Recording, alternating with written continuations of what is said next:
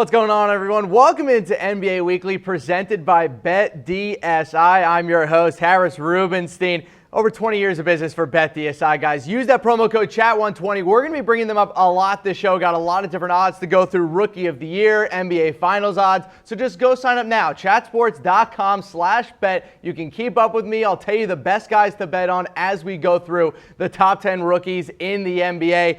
But before we get into that, let's get into some top NBA news and rumors. And we start with one that just broke this morning. David West has officially retired from the NBA. He played 15 seasons, played for a lot of different teams. Played for the Hornets, the Pacers, the Spurs, and obviously he's won back-to-back titles with the Warriors.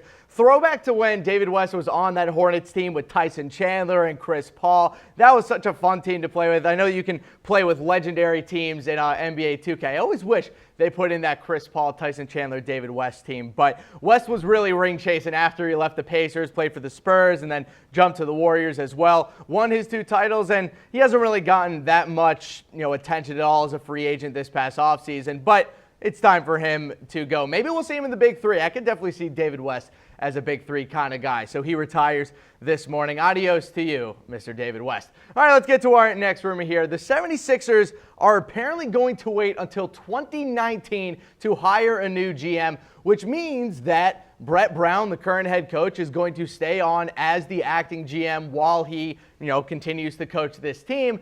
So we know that the 76ers right now are looking for a star candidate for that role. And we know that they already went and asked Rockets GM Daryl Morey if he wanted to be their GM. Obviously, he turned them down, seeing as he is very close with Sam Hinkie and kind of follows the same concepts that Hinkie did. So why would he go to the 76ers when he could just stay in Houston and continue building the team he has there? It's just interesting that the 76ers are waiting so long. I understand that it's not about just hiring a guy. It's about hiring the right guy. But it was very clear to myself and everyone else that covers the NBA that the 76ers just look totally outmatched this offseason when going after the bigger free agents. We know that they wanted to trade for Kawhi Leonard. Didn't get that done. We know that they wanted to make a run at LeBron James. They barely even got a meeting with him. We know that they wanted to make a run at Paul George as well, and he didn't even meet with the Lakers, let alone meet with the 76ers. And then they had a really weird draft night where they drafted the perfect player in Mikal Bridges, who's from Philadelphia, and then shipped him away for Zaire Smith, who is proceeded to get hurt just to get another random draft pick in 2021. So they've done a lot of very weird things during an offseason where they had a serious chance to really elevate themselves as one of the best teams in the NBA. They already have Simmons, they already have Embiid, but they needed that third guy to really put them over the edge. And I think not having a certifiable GM really did hurt them. I get it. Brett Brown, very good coach, but his GM skills, I really do think, hurt the 76ers this offseason. Let me know in the comments section below, did the 76ers waste this offseason? Give me a 7 for yes or type a 6 for no. I'm throwing up a 7. I think they absolutely wasted the offseason. This was a big chance for them with LeBron leaving to take that next step and to really start building something to go up against the Celtics. But instead of doing so, they're now not even the second best team in the conference anymore. Toronto has totally hurdled them now that they have Kawhi Leonard. So the 76ers got to get something going here. They definitely need a GM. I can't believe they're going to wait until 2019. That sounds pretty unnecessary. But let's go to Minnesota because they are in the middle of a very tumultuous offseason in terms of Andrew Wiggins' new extension, which he shouldn't have gotten in the first place, now takes effect. They're having difficulty getting Karl-Anthony Towns under an extension, which we'll talk about in a second. But most of all, Jimmy Butler is not happy as a Minnesota Timberwolf. Not at all. He is very, very angry with the young players on the team. I don't think he likes how the team has been coached by Tom Thibodeau with the amount of minutes that he's been playing. So now there's rumors that he is going to leave in 2019. We've had multiple rumors that this is just a fact at this point. F-A-C-K, as said by the great James Yoder on the Michigan Football Report. It's a fact. Like, he is going to leave the Minnesota Timberwolves in free agency next offseason. So 5 teams that we could see Butler go with: the Knicks, the Lakers, the Nets, the Sixers, and the Clippers. We know that he's interested in a big market team. I think he loved playing in Chicago, having all the attention on him. I think he likes that big city feel. I just don't think that Minnesota has that feel for him. So the Knicks have been connected to Jimmy Butler a lot. Obviously, him and Kyrie Irving have been connected. We know that he wants to go to LA, which, what a surprise. Rich 28-year-old wants to move from Minnesota to Los Angeles. Wow, what a huge surprise that Jimmy Butler wants to play in California. So Butler has a lot of different places that he could go, but Minnesota just does not look like the long-term answer for him. And at this point, if you're the Timberwolves, you are not happy because now you're also having issues getting Karl-Anthony Towns under an extension as well. And that brings us to our next rumor. They are still optimistic that Towns is going to sign a long-term deal. And head coach Tom Thibodeau said, quote, "We know how important Karl is to our future." But how have they not already gotten him under an extension? They have until the end of October to sign Karl-Anthony Towns. He can sign an extension upwards of $188 million. The Suns already gave that kind of contract to Devin Booker. How have the Timberwolves not been able to get Towns to commit to this team long term yet? That's just the biggest question mark to me in general. Is there really that much of a divide between Karl-Anthony Towns and Tom Thibodeau that he is not willing to sign a $190 million contract with the team that drafted him? There just seems to be something kind of fishy going on here. Why is Towns not under contract already? I also wonder, why did they give Wiggins a full max contract before Karl-Anthony Towns? Wouldn't you want to pay Towns over Wiggins? Without question, I don't even know if that's even a possibility. It's just very confusing to me how Tom Thibodeau and how the Timberwolves have played it with this elite team. They've completely messed this up. I mean, they got Butler in a trade, and they traded away a bunch of nice young players. They traded away Kevin Love to get Wiggins. They drafted Karl-Anthony Towns. They signed Jeff Teague to a way above market contract to $19 million a year for a guy who isn't really worth that. And then they've just totally botched every contract situation that they've had so far. Butler won't sign an extension. Towns hasn't signed an extension. Wiggins was given way too much money.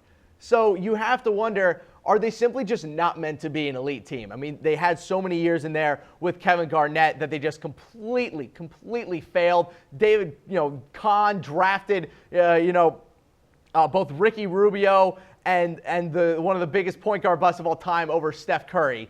It's just, this is the history of the Minnesota Timberwolves, so we really shouldn't be that surprised that they're messing up stuff like this. But this edition of NBA Weekly is presented to you by BetDSI. Go to chatsports.com/bet. Get up to $600 worth of deposit bonus, 120%. You cannot get this deal anywhere. Go to chatsports.com/bet. Type in that promo code CHAT120. One more time, CHAT120 gets you that 120% bonus. That's just free money.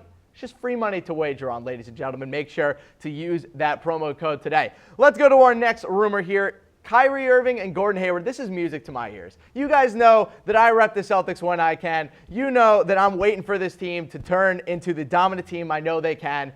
And now Kyrie Irving and Gordon Hayward are going to be ready for camp, according to GM Danny Ainge, saying, quote, "They're doing everything, dunking, playing one-on-one. I'm very excited to see how they play this season." Sounds like the entire Celtics team is going to be healthy for the start of the year, which is so important. Marcus Smart's hand is fully healthy after all the injuries he had with it last year. Irving's knee is at 100%. They're hoping that Gordon Hayward's ankle is 100% as well. Al Horford's healthy. Jason Tatum didn't really deal with any injuries last year. Same with Jaylen Brown. But the entire starting five that I have projected for this team is healthy. And that is so pivotal for this team because it was really all that destroyed the Celtics last year was their health. I mean, once they lost Kyrie Irving, it kind of took the wind out of their sails in terms of making it to the finals. I mean, I think if they had Kyrie and Gordon Hayward, they would have almost easily beaten the Cavs in the Eastern Conference Finals. I mean, they brought them to 7 with the best player on the team being, a 20-year-old rookie.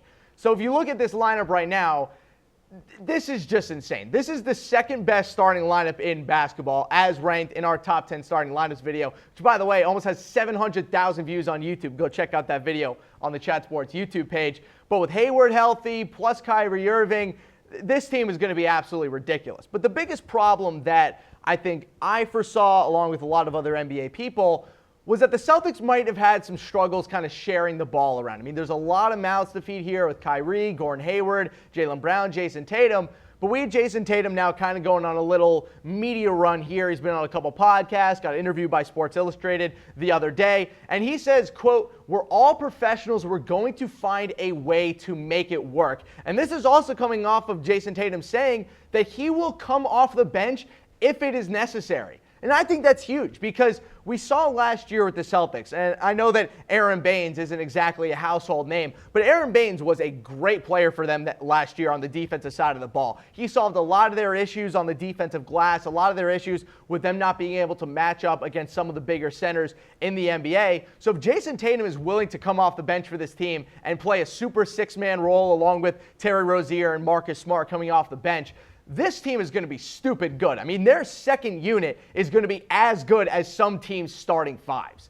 Now, I do wonder if they're going to have issues sharing the ball around. My only saving grace when it comes to that worry is that the only big ego on this team is Kyrie Irving. And he has shown a penchant, at least last year with the Celtics, to move the ball around and to get everyone involved and to really play the point guard position rather than just being a primary point scorer. So let me know in the comment section below, will the Celtics run into problems this season with that starting five? Give me a 1 for yes and give me a 2 for no. I say no. I think they have enough maturity on this team and enough veteran presence along with a great head coach to really make up for any sort of ball sharing issues that they have. And honestly, this team is going to win so many games that I don't think they're going to care who's scoring. This team is going to win almost 60, probably 60 plus games this year. So watch out for the Celtics team this year. If they get this starting lineup figured out, they're going to be unstoppable, at least in the Eastern Conference, of course. Let's go to another piece of news. This is really interesting.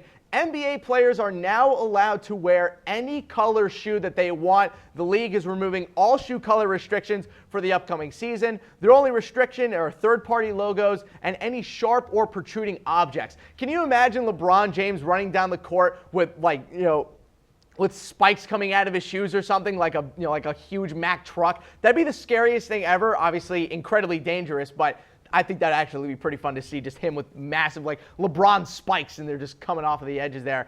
It's interesting to see how the NBA wants their players to kind of show off their personalities, because the NFL is the exact opposite. The NFL has spotters on every single sideline for every single NFL game looking for players who are breaking the uniform rules so they can find them. You can't even wear special shoes. They have 1 week out of the year where you can wear special shoes. It's just insane. The NBA has always been able to do this right in getting the players' personalities to show while they're out there on the court. But let me know in the comment section, who has the best shoe in the NBA? I know that Kyrie Irving's is fantastic. I love LeBron's shoes. He just releases a new one, it seems, every other week, but they're all fantastic. They all look great. I love Kyrie Irving's shoes. I think that they're always really creative. He released these cereal-based ones, and they sent them out to a bunch of different players. There was like a Cinnamon Toast Crunch shoe. There was a Frosted Flake shoe. There was a Fruit Loop shoe. They're always really creative and very spontaneous like Kyrie Irving. But let me know, if you've bought shoes, who are you buying from? Are you still buying Air Jordans? Are you going back way in time and trying to find some Converse shoes like with Larry Bird and Magic Johnson? Those are the shoes that my dad actually bought way back when. So let me know whose shoes you guys rep. Let's go to Kawhi Leonard, who ironically kind of left San Antonio because of a shoe deal, or now I guess a lack thereof of a shoe deal. But according to multiple sources in Toronto, Kawhi Leonard looks remarkable during summer workouts. Remarkable. Now, he seems to have fully recovered from that leg injury, which I expected along with many other people. That wasn't a huge surprise. But the fact that he, quote-unquote, looks remarkable sounds to me like the Raptors are trying to play him up a little bit, trying to improve his confidence in the media. We know that he wasn't too happy with the Spurs, with kind of their low-key treatment of him as a superstar. So if you're the Raptors, they're just going to pump this guy with praise as much as they possibly can. They're just going to shower him with praise. They're going to tell him he's amazing. They're going to tell him he's the best player in the world and just really get his ego going, which I don't even know if Kawhi Leonard has an ego. I'm still convinced that he's a robot. But we'll see how this Raptors team works with Kawhi Leonard. Because despite the fact that this is going to be a very good team that he's playing on with, the team with a considerable chance of at least making it to the NBA Finals, we keep hearing the same rumor. And that actually brings us to our next rumor here, that the Lakers and the Clippers still have the top chances to sign Kawhi Leonard next offseason. And this, of course, coming from Adrian Wojnarowski, saying on his recent podcast that the Lakers and the Clippers are still in the lead. It is interesting, though, because we saw early in the offseason, and I brought this up multiple times, you can track which players, or no, which part of Kawhi's camp is telling who what information. And it was very clear that it was Kawhi's agent that had Woj's ear and his Twitter handle telling people that Kawhi only wanted to go to the Lakers. What is very interesting now is that it has gone, at least from Woj's reporting, from just the Lakers to now including the Clippers as a serious contender for getting Kawhi Leonard. That is not something I expected. I thought they were kind of bringing them up as a courtesy, but now it seems that the Clippers are going to be a realistic chance or a realistic team for Kawhi Leonard next offseason. But let me know. Type a 1 for the Lakers, give me a 2 for the Clippers, a 3 if you think he's going to re-sign with the Raptors, or give me a 4 if you think he's going to sign with a different team. I still say the Lakers. You got to follow the breadcrumbs here. He wanted to play on the Lakers at the start of the offseason. Nothing has really changed in terms of just his personality or where he wanted to be. I think the Clippers he will meet with them, but I think the Lakers are going to be really good this year. And I think Kawhi is going to want to win championships. And I just think the Lakers are going to have a way, way better chance of winning than the Clippers going forward. Let's go to a team that has absolutely no chance of winning an NBA Finals this year or next year, and most likely the year after that. It's the Orlando Magic. They're open to trading Nikola Vucevic, which isn't a huge surprise, seeing as they drafted his replacement in Mo Bamba. But Vucevic is a good player. I mean, he averaged 16.5 points last year along with 9 rebounds. He's always been an effective big man, not exactly a superstar player, but if you're a playoff team and you're looking for a bench big guy, Vucevic is a nice player. He'll end up on a team, maybe somewhere in the Western Conference, probably more or less. But for now, Vucevic most likely not going to be on the Orlando Magic. So this is really fun. The Atlanta Hawks have sold their arena naming rights to State Farm. They are now the State Farm Arena. They sold their naming rights for $175 million. But here's the fun part. Their arena, which is getting a ton of renovations, is going to have the 3rd largest scoreboard in the NBA. They're going to have Topgolf in the arena, along with a courtside bar and a barber shop that overlooks the court. You can get a haircut while watching a basketball game in Atlanta. If that isn't culture, then I don't know what is. That's awesome. Can you imagine just getting a haircut? You're just chilling there watching Trae Young, drop some threes. Maybe you're sitting there with a glass of red wine because you're a classy son of a gun. Or maybe you're sitting there with a Bud Light because you're like me and you're just a simple drinker with simple needs. I think this is great. The Hawks have to find a way to get people to come to their games. So by putting as much things as they can in the arena, it's fantastic. Not to mention they're following the Falcons' lead and making all their concessions really, really cheap. So look, if your team isn't good, you got to find ways to get people to come and see your games. It's a pretty good way to do it. So we talked about Blake Griffin earlier in the offseason about his whole thing with the child support and how it was fake news going on, this and that. What a lot of people don't know about Blake Griffin is that he's actually a pretty funny dude. He's actually a stand-up comedian on the side when he's not playing basketball. So he's actually doing a roast battle on Comedy Central going up against the king of roasting, Jeff Ross. And we have a little snippet of his show that's going to be coming up on Comedy Central in a couple weeks. Cracks a great joke about the Los Angeles Clippers and them dumping him. Take a look. Jeff, it's really funny that you bring that up. You're such a bald piece of shit. It honestly looks like we both got fucked over by the Clippers.